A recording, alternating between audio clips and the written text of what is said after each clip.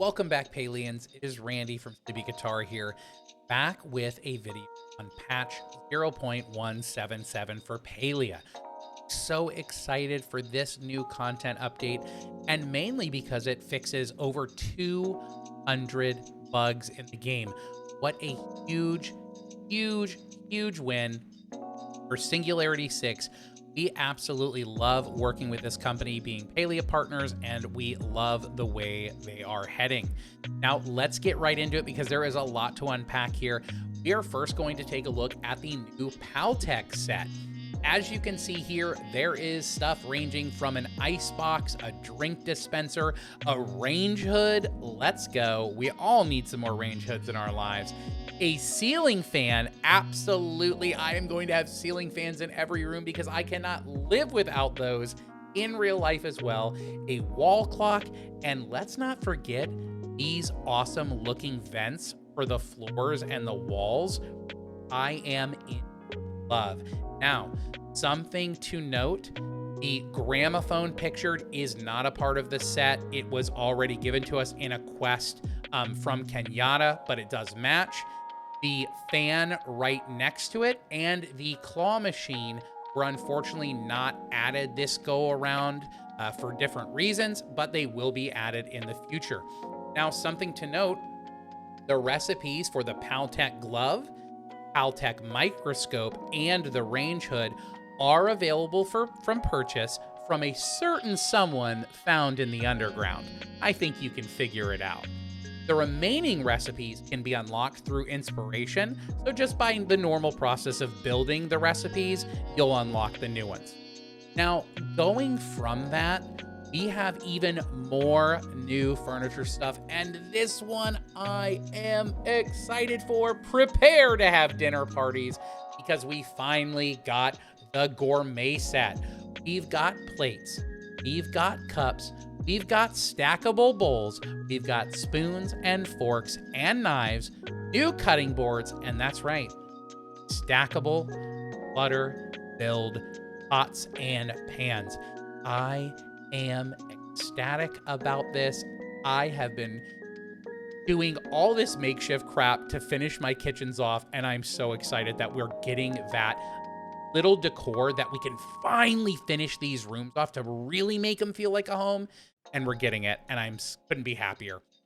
You can purchase the gourmet dessert plate, gourmet cup, and gourmet knife recipe from Reth's register at the Ormuz Horn Inn, and as normal, the rest of them you'll unlock through inspiration. So honestly, it's really great because not only are we getting more content, but we're also getting more unlockable content by farming, by having to unlock recipes, leveling our furniture, crafting. So really, really well to do. And it's nice to have new stuff in Reth's register, right?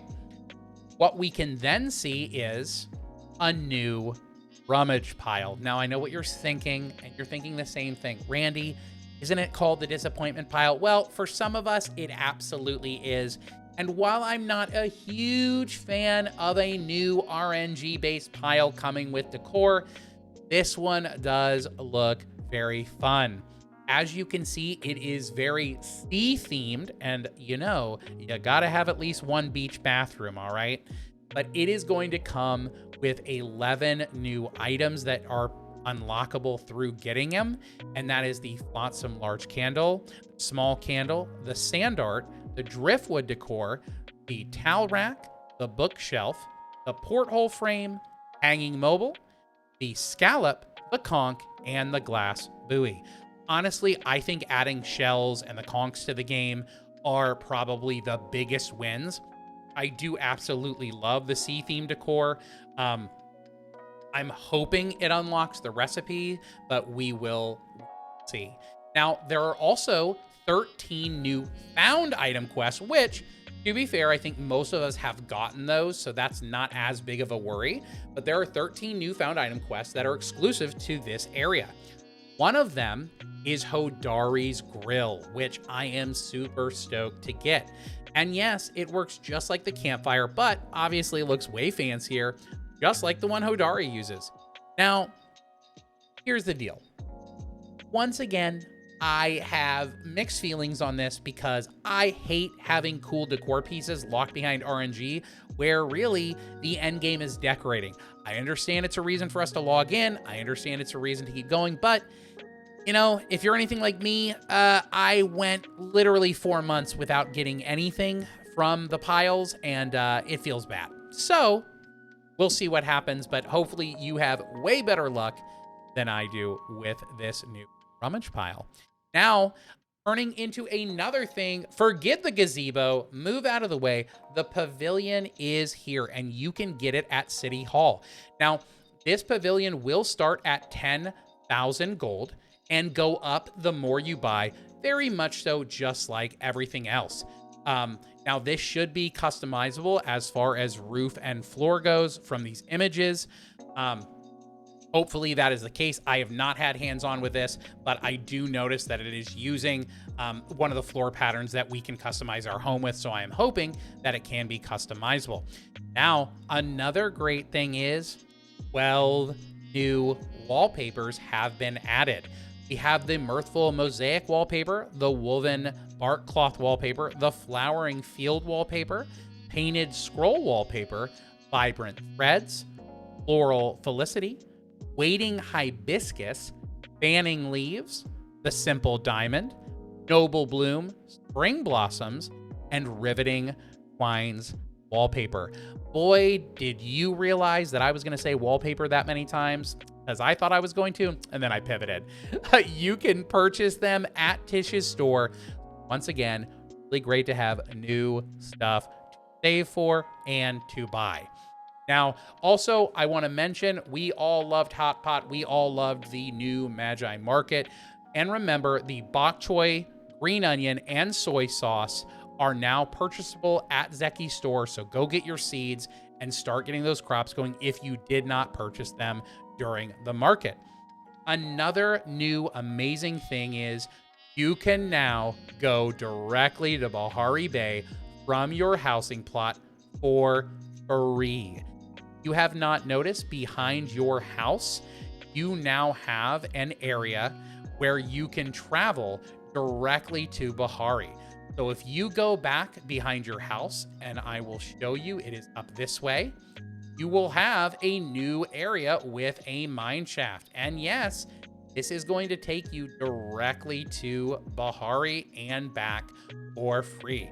So this will be cleared in the new update, and we are super looking forward to that, as it is going to unlock a lot less time consumption when going to Bahari. Now, a huge change, and one change for the better. We on Sleepy Guitar, on our Twitch channel, twitch.tv/Sleepy Guitar, you know, shameless plug, we do a lot of community-driven content. And with this community-driven content, we do Flow Tree Fridays, and we do cooking parties, and we do weeklies together, and we do fishing together. I am happy to announce that starting very soon, we will be able to finally have a mining party with a full pack 25 server. And here's why. There are mining node and forageable changes coming to this newest update. Mining nodes will now behave more like forageable items. Once a node is cleared, it'll remain available to other users and disappear after a set amount of time. So here's how it works. All players who participate in mining a node will get full loot participation. This behavior is the same as before. Nothing has changed. However, after it is looted, players who participated will see a ghosted version of the rock or the iron or the copper, indicating that it is available for others to acquire, very similar to how we see Sweet Leaf and other forageable items. Mining nodes that have been mined by other players will now show an added glow effect, indicating that it was already mined by other players and will eventually despawn. Here's where I think, and honestly, shout out to Singularity 6, this is amazing, right? Because this is going to help so much too when, like, oh, should I waste my time? Should I not climb up this hill? Mining nodes that are close to despawning will pulse more rapidly to indicate that that node is close to despawning. So let me just shout this out again. Mining nodes that have been mined by other players will show an added glow effect indicating that it was already mined by their players and will eventually despawn, right? When it gets close to despawn, it will start pulsating more and more and more rapidly until it is gone. So this change, just so you know, it affects all mining nodes outside of your home plot. So everything but at your house. I am so stoked about this, and I cannot wait to have our first mining party together where we can all get them, just like flow trees. I'm super pumped for a new group activity because that is all we do on the stream, and I'm so happy about it. Now, one thing you need to know as well is forageable items will now also have that same despawn glow effect after being foraged, so that way you also know when that's about to despawn.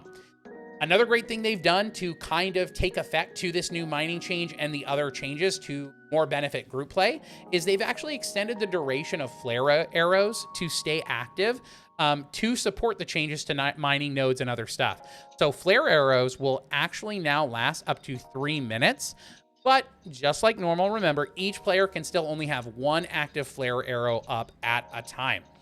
Now, moving on from that, you guessed it, they're back.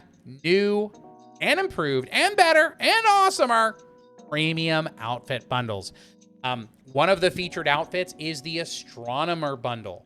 Includes a star chart, constellation, and Draco outfits. And as you can see from this animation, they look incredible. I really, really, really think they knocked it out of the park with the rune clothing that I'm wearing now. It was finally something I was like, well, here's all my money for my paycheck. I can't wait. This bundle is also going to be really, really good. Also, another one that I know a lot of people in our community are excited for is the Cottage Witch bundle. It includes the Nettle Scone, the Toadstool Tartlet, and the Foxglove Cake outfits. These are incredible, and they have such a witchy vibe. I am dying.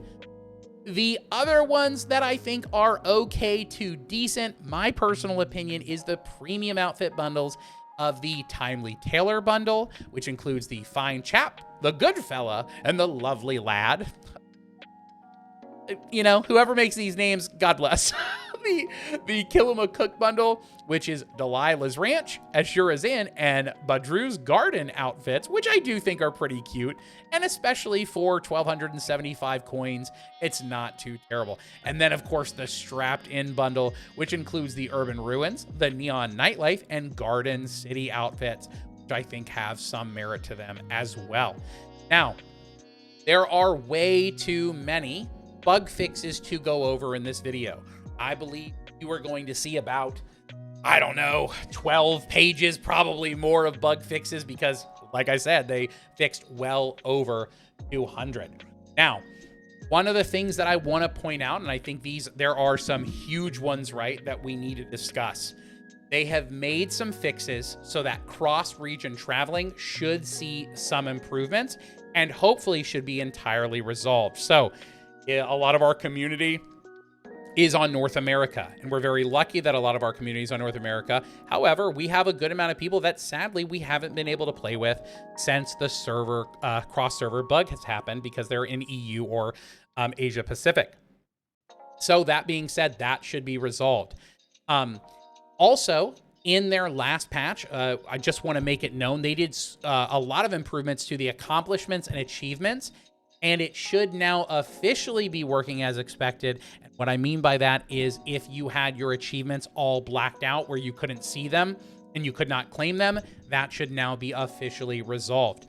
Also, another thing that has upset people and you can now cheer about is the Silver Winging It quest has been fixed. So if you have been stuck in the Temple of the Gales with Zeki, basically Zeki has finally realized he's been missing, right? And he will now appear after activating the Flowstone Gate, allowing you to progress. So we have a bunch of people in our community that stopped playing Palia until this was fixed. It's time to come back. They have fixed another issue with Temple of the Gales where you could get stuck under the terrain in the slide puzzle room.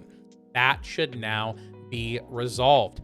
Another fix was the lighting in the Temple of the Flames on the sliding puzzle. It will no longer require you to fumble around in the dark for that sweet Kitsu. It will now be well lit, and you'll be able to get through that issue. Officially, players who play on PC should be able to multi-craft again. A few of us have noted that this started working kind of in a stealth fix, but now it is officially announced. Another great thing that we want to announce is Ani's shimmering jar of flies. Well, guess what? It now has shimmer flies. It is no longer a glass jar that is seemingly useful. Except for it wasn't, because there was no flies in it. But we are so excited for that decor change. Now, also, Badrew's new loot should now be placeable. So if you were having trouble with it and they had to send you a new one, and then guess what? You couldn't place it. Well, now you can. Now, another great thing is they fixed many issues with players experiencing missing or disappearing decor items. Think of the Briar Daisy potted plant, Einar's pebble, and a bunch of other stuff. All of those should now be fixed. Now, we want to highlight a few of the bugs that were not necessarily huge, but stuff that people were like scratching their head about. Bahari Bay, the quote-unquote pond locations at the central stables, was acting like a river, and river fish could be caught there. They have successfully reminded the fish that it is a pond and the proper fish should be able to be caught. Also, there was an issue where honey lures that were dropped at the Dragon Shrine, all, if not half, of the insects that arrived were actually getting stuck up on the top of trees. Well, yeah, that was not ideal, and we definitely had that issue happen, but we didn't know what was causing it. So that has been fixed as well. Also, the log cabin outdoor lamp can now be turned on and off, which I know was annoying a lot of people out there. Now, something to notice, Lunar New Year exclusive dishes were being in people's weekly once.